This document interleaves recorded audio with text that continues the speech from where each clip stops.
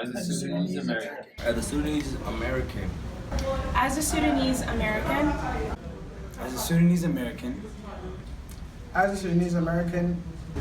As a Sudanese American. As a Sudanese American. As a Sudanese. As a Sudanese American.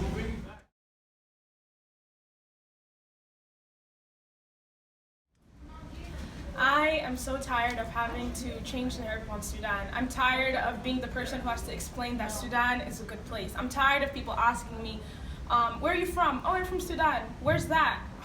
Sudan is under Egypt. I'm tired of Sudan being masked by other successful civilizations when we are an advancing country full of youths that are so talented and flourishing and like have big goals for the country.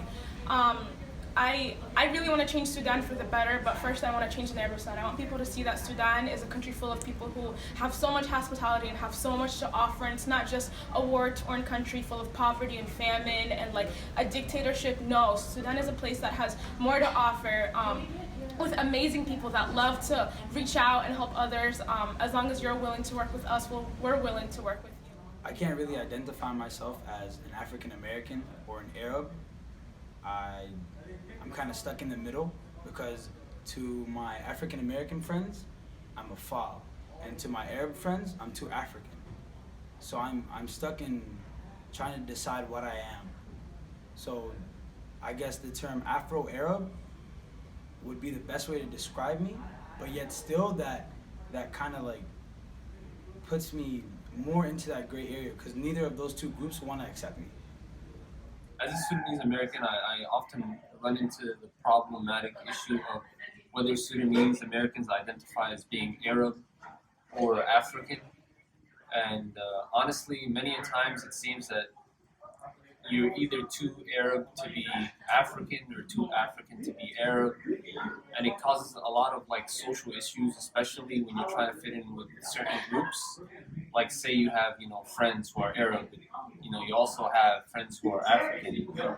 You tend to notice problems of like the two groups not trying to mingle with each other. Like there's I don't know if like this is a problem specifically with Arabs and Africans, but we tend to be too cliquey. Like every group has its own clique, and it's usually you only see people from the same race together.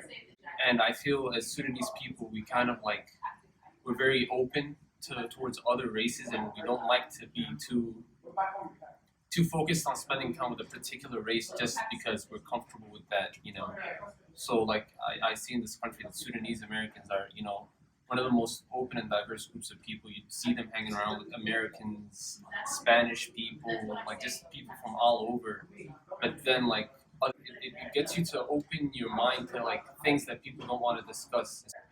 Black Lives Matter movement, where you'd see a lot of black folks, being very involved, whereas like Arabs aren't so much involved in the movement. And then when an issue arises within Arab society, you see that like some black folks don't tend to like speak up in regards to Arab issues. And honestly, as a Sudanese American, I feel it's a problem that we need to first sort within ourselves and then help sort within society itself.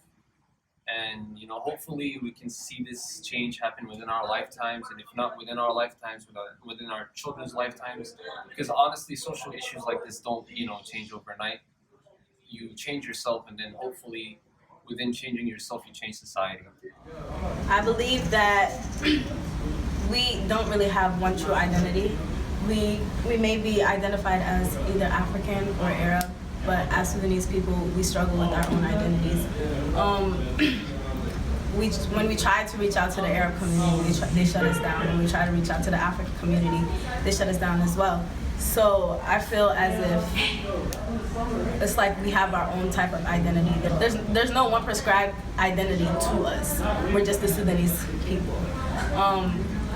One time I had this conversation with this African lady, and she asked me where I was from.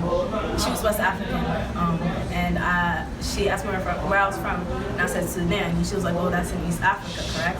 And I was just like, yeah, it's under Egypt. And she said, oh, you guys aren't true Africans, you guys are the bastards of Africa. And I was really hurt by her comment, because it's just like, why would you think any less of us if we're all from the same continent. We're supposed to all help each other.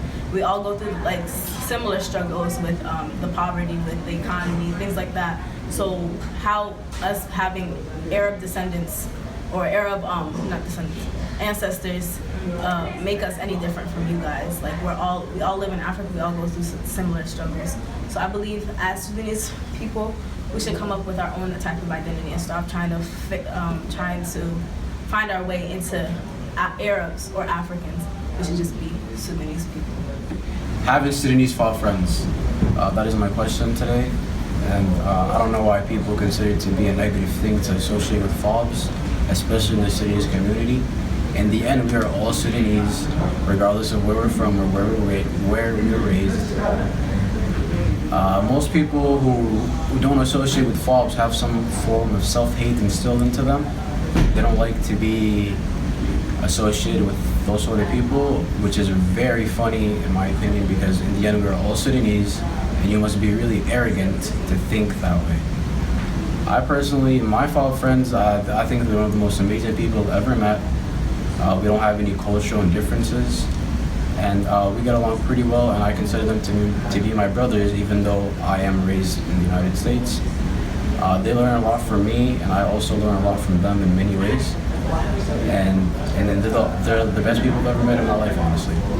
I see drugs a real problem in our family because our fathers don't really want to talk about the issue, even though us Sudanese Americans are exposed to it in society a lot, in public schools, you outside, maybe your friend be passing you joints, you go to the club.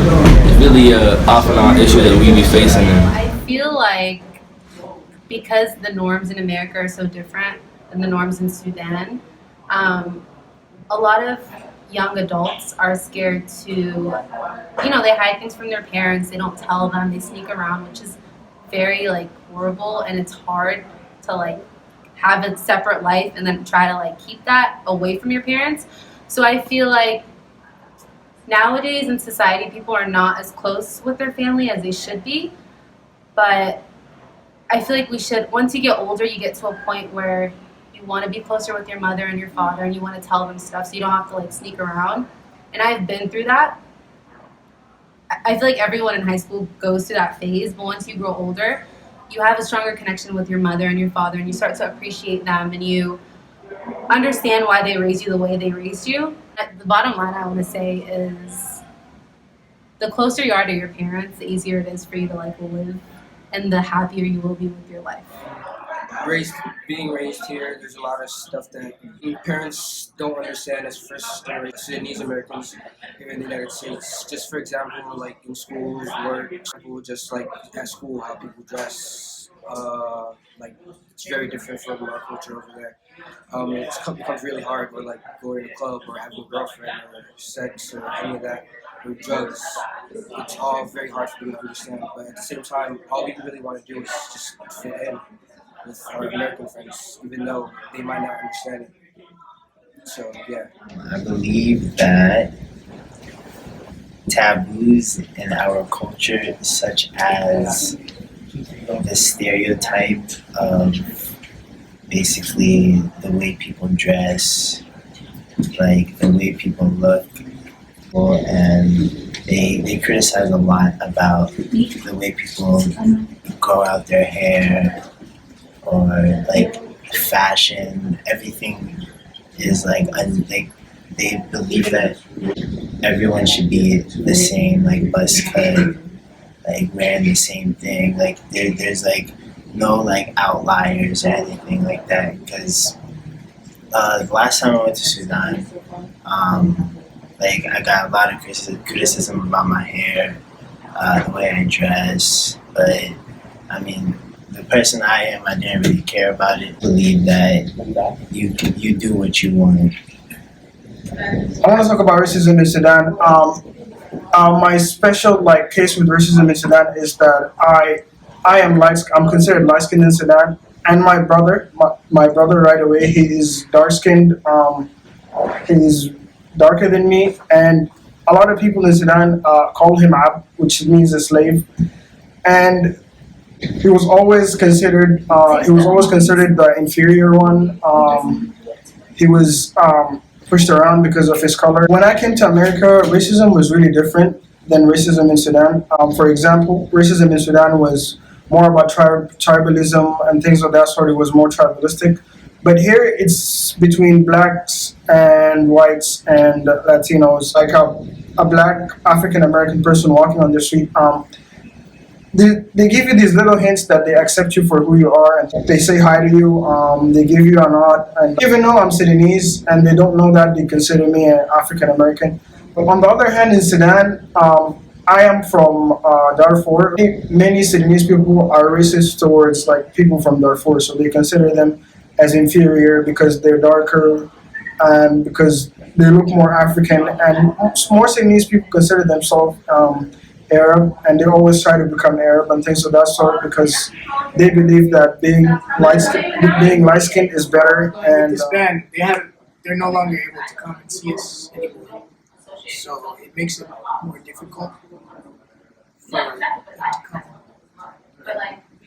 For us to spend time together, we have to go see them now, and it's a little bit harder. And they prefer to come here sometimes. It's an experience that they won't get to have again, and we don't know how long this band will be.